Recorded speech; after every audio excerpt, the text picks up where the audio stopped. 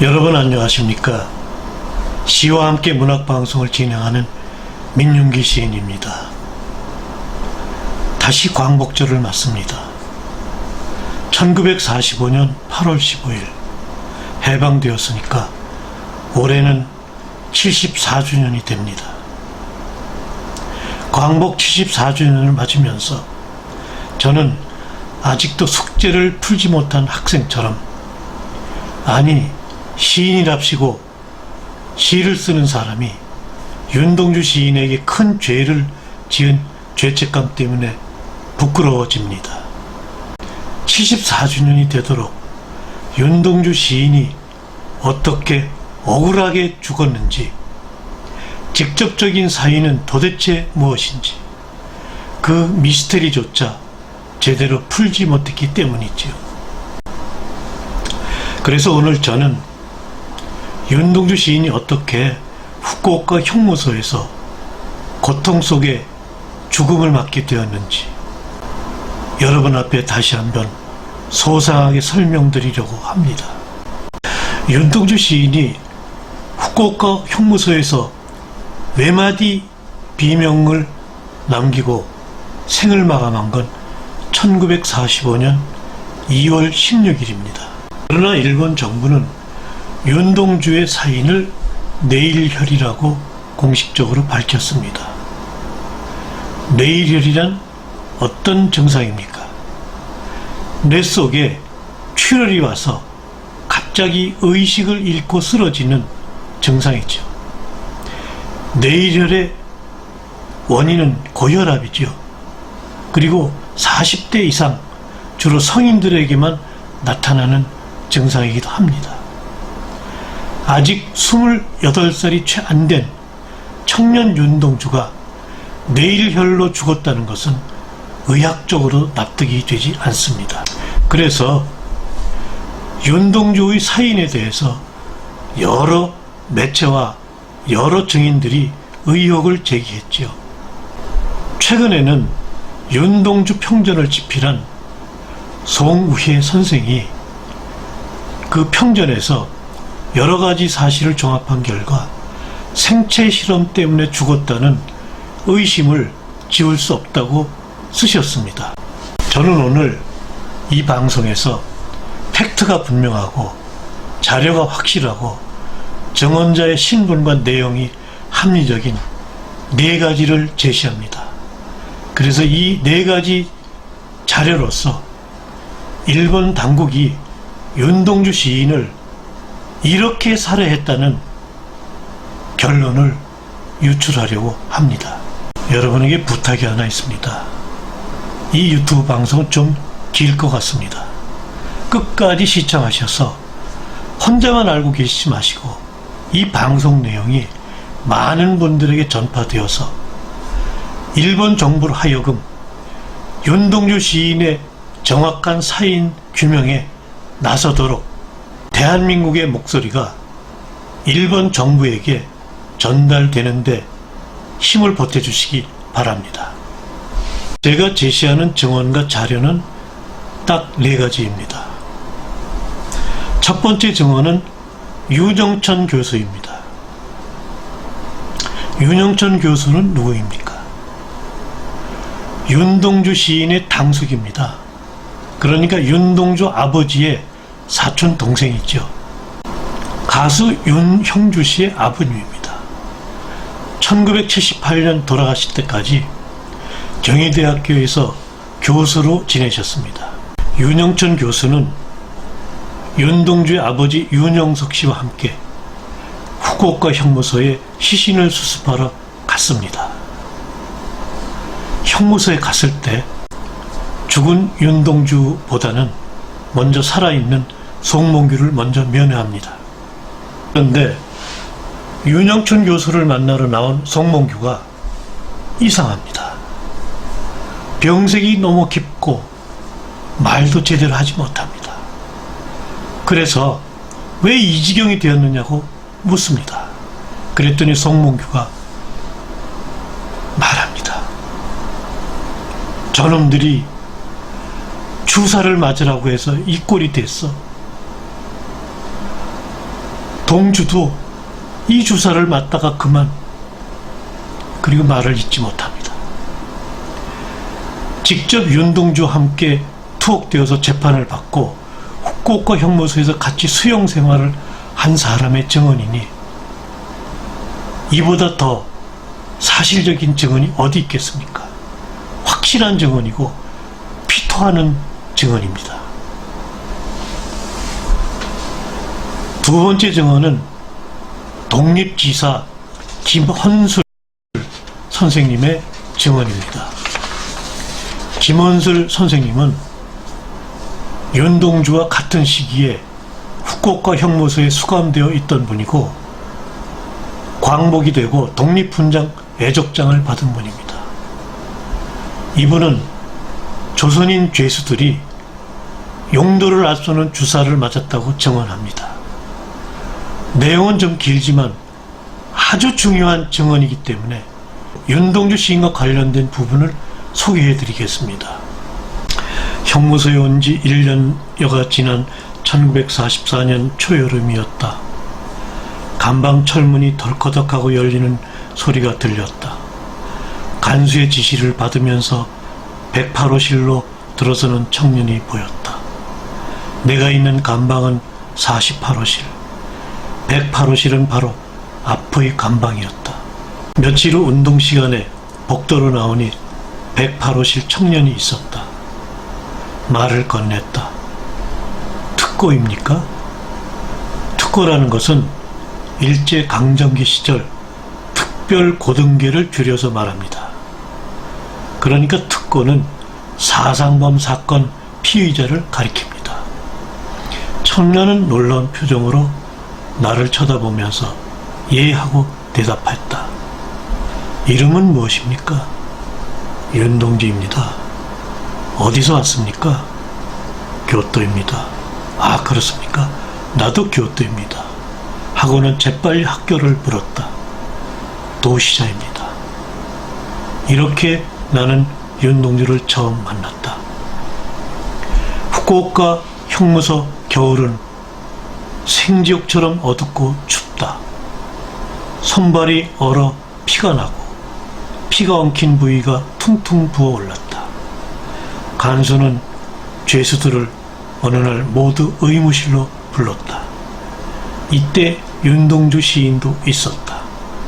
감옥 의사가 나무 의자에 앉으라고 했다. 그리고는 죄수들에게 암산 용지를 두세 장씩 주면서 암산을 해서 연필로 답을 적으라고 했다. 암산 용지에는 간단한 덧셈 뺄셈 문제가 수백 개 있었다. 영문도 모른 채 열심히 암산으로 답을 써내려갔다. 5분가량 지났다. 감옥 의사가 그만 하더니 답을 거두었다. 이때 어느 청년이 나도 의학을 공부했는데 이것은 도대체 무슨 용도로 하는 거요? 하고 질문을 했다. 감옥 의사는 다이사고도 나이요? 별다른 일은 아니야 하며 곧 주사기를 꺼내더니 10cc 정도 주사액을 넣고 팔에다 주사를 놓기 시작했다. 이게 무슨 주사며 무엇 때문에 맞는지도 몰랐다. 죄수들은 아무런 저항도 하지 못한 채 팔을 내밀어 주사를 맞았다. 우리들은 일주일 이상 주사를 맞았다. 주사를 맞기 시작한 지 며칠 지나자 암산 능력이 거의 절반으로 떨어졌다. 이것이 우리들이 받은 생체 실험이고 물론 윤동주 시인도 맞았다. 형무소 감방문은 하루 5번 정도 열리고 닫힌다. 아침 청소, 묵상, 식사, 변기 교환, 운동, 그리고 며칠 만에 한 번씩 하는 목욕, 작업 원료의 반입, 반출. 이 중에서 변기 교환은 하루 한 번씩 꼭 복도에 직접 나와서 한다. 하루 동안 쌓아놓은 배설물을 본인이 직접 들고 복도 한 구석에 가져다 놓고 포르말린이 들어있는 새 변기를 갖고 자기 감방으로 들어간다. 이때 윤동주 시인을 마주볼 수 있었다. 그러나 변기 교환 시간에 윤동주 시인은 자주 볼 수 없었다. 그의 기력이 너무 떨어져 변기를 들지도 못했다. 건강한 사람이라면 한 손으로도 거뜬히 들 수 있는 변기다. 윤동주 시인은 그것조차 드는데 힘들어했다. 목욕을 하는 날 발가벗은 윤동주 시인의 몸은 해골이나 다름없었다. 참으로 참담한 모습이었다. 큰 체구에 뼈대가 굵어서인지 어깨, 양팔, 다리, 가슴 부위의 뼈가 그대로 드러나 마치 뼈에 가죽을 입혀놓은 듯 했다. 매일 아침 죄수들은 간수부장의 점검을 받는다. 간수가 간방 철문 자물쇠를 잡으면서 번호! 하고 소리치면 안에 있는 죄수들은 정좌하고 있다가 큰 소리로 자기 벌을 외쳐야 한다. 그러나 윤동주 시인의 복창 소리를 들은 기억이 없다. 복창 소리가 너무나 작았기 때문이다. 108호실의 윤동주 시인은 아침 운동에도 빠지는 날이 많았다. 어느 날 복도에서 108호실 윤동주 시인이 변기를 내놓고 들어가는 뒷모습을 확인했는데 몸을 가누기조차 힘들 정도로 휘청거렸다. 다음날 아침 점검 때였나 108호실에서 큰 소동이 일어났다. 간수가 황급히 문을 따더니 108호실로 성급하게 들어가고 뒤이어 의무실에서 사람들이 왔다. 정좌하고 아침 점검을 받아야 하는데 윤동주 시인은 기력이 없어 앉아있지를 못했기 때문이다. 겨울만 생지옥이 아니고 여름도 생지옥 같았다. 그 더운 여름의 무더위도 차츰 지나가던 1944년 8월 말, 나는 윤동주 시인과 나란히 목욕탕으로 가게 되었다. 뒤를 돌아다 보면서 걱정이 되어서 건강 상태를 물었다. 윤동주 시인은 고개를 떨구고 아무 대꾸도 하지 않았다. 다만 건강이 좋지 않다는 뜻으로 고개를 가로 세로 저어 보일 뿐이었다. 이것이 내가 본 윤동주 시인의 마지막 모습이었다. 어떻습니까? 얼마나 기력이 하얘졌으면 그 건강했던 축구 선수 출신이었지 않습니까? 그 변기통도 들지 못하고 운동도 나올 수 없고 김원술 지사의 표현대로 말하면 해골 같은 그 뼈대 드러난 그 몸매, 이 글을 읽는 동안 제가 몇 번 중간에서 끊었던 것은 가슴이 너무 답답하고 먹먹해서입니다. 세 번째 증언은 일본인 문화평론가 고노 에이지입니다. 문화평론가 고노 에이지 씨는 일본 작가 엔도 슈사크의 소설 바다와 독약을 자료로 제시했습니다. 이 바다와 독약은 우리나라에서도 출간되었습니다. 2차 세계대전 당시 규슈 제국대학에서 일어난 미군 포로 생체해부 사건이라는 실제 사건을 소설로 쓴 것입니다. 그러나 작가는 실화라고 밝혔습니다. 내용은 이렇습니다.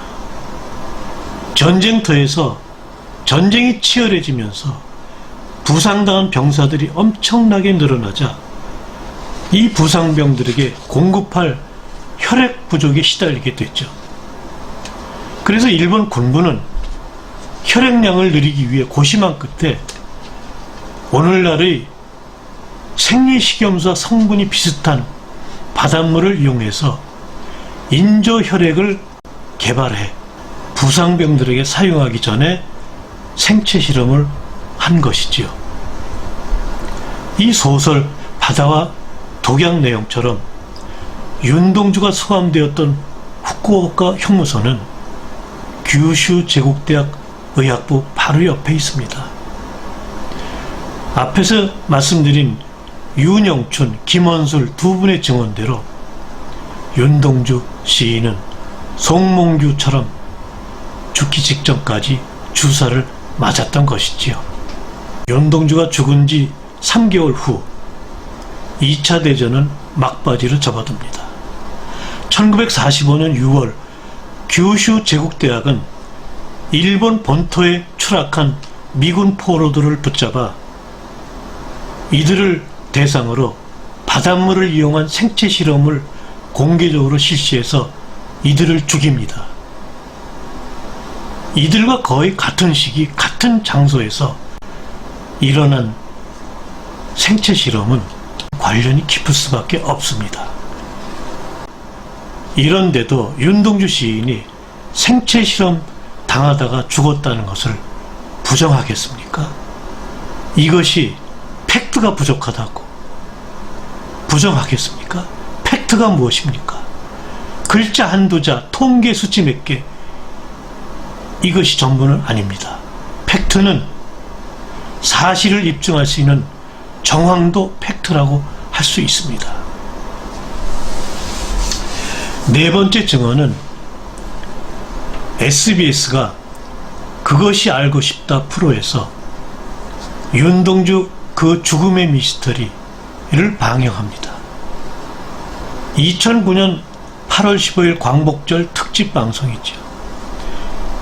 이 방송에서 좀 더 자세하게 밝히고 있습니다. SBS 방송은 윤동주 시인이 맞았다고 예상되는 후쿠오카의 바닷물을 직접 채취에다가 4일 동안 그 변화를 관찰했습니다. 4일이 지났는데도 바닷물 속에는 아직 살아있는 동물성 플랑크톤과 전해질 등 다양한 부유물이 그대로 남아 있었습니다.